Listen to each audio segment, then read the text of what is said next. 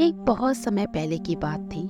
गौतम बुद्ध ने संन्यास लेने के बाद अनेक क्षेत्रों की यात्रा की। इस दौरान उन्हें तरह तरह के लोग मिले। कोई अपनी परिस्थितियों से परेशान तो कोई उनके रूप और व्यक्तित्व से हैरान। एक बार वो एक गांव पहुंचे। वहां एक स्त्री उनके पास आई और बोली, आप तो बिल्कुल किसी राजकुमार की तरह लगते हैं। क्या मैं जान सकती हूँ कि इस युवा अवस्था में आपने गेरुआ वस्त्र धारण करने का क्या कारण है? बुद्ध ने उस स्त्री को बहुत ही विनम्रता पूर्वक उत्तर दिया, मैंने 3 प्रश्नों का हल ढूंढने के लिए संन्यास लिया है।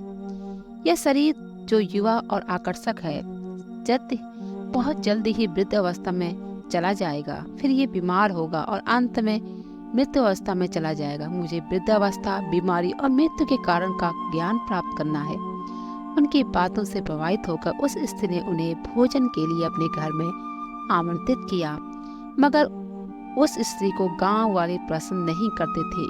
शीघ्र ही यह बात पूरे गांव में फैल गई। महात्मा बुद्ध उस स्त्री के घर भोजन करने जाने वाले हैं।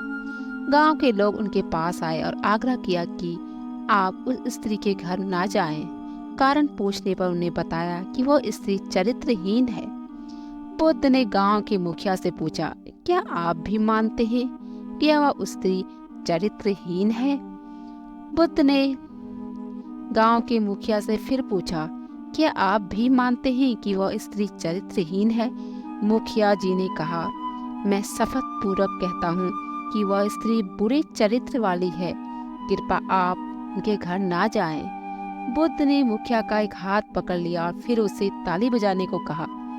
मुखिया ने कहा, मैं एक हाथ से ताली नहीं बजा सकता, मेरा दूसरा हाथ आपने पकड़ रखा है। ऐसे में एक हाथ से ताली कैसे बजाऊं?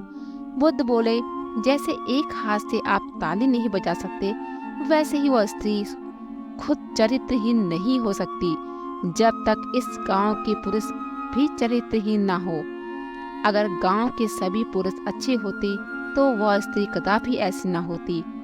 उसके ऐसे चरित्र के लिए यहाँ के पुरुष भी जिम्मेदार हैं। यह सुन के मुखिया और गांव लोग बहुत ही लज्जित हुए। ऐसे ही बुद्ध ने स्त्री को चरित्रहीन कहने वाले गांव वालों का मुंह बंद कर दिया। आप लोग को ये कहानी कैसी लगी? आप लोग अपना सुझाव कमेंट सेक्शन में लिख सकते हैं। मिलते हैं नई कहानी, नए जोश, नई उम्मीद और नए मोटिवेशन के साथ। तब तक के लिए खुश रहिए, स्वस्थ रहिए और हमेशा मुस्कुराते रहिए।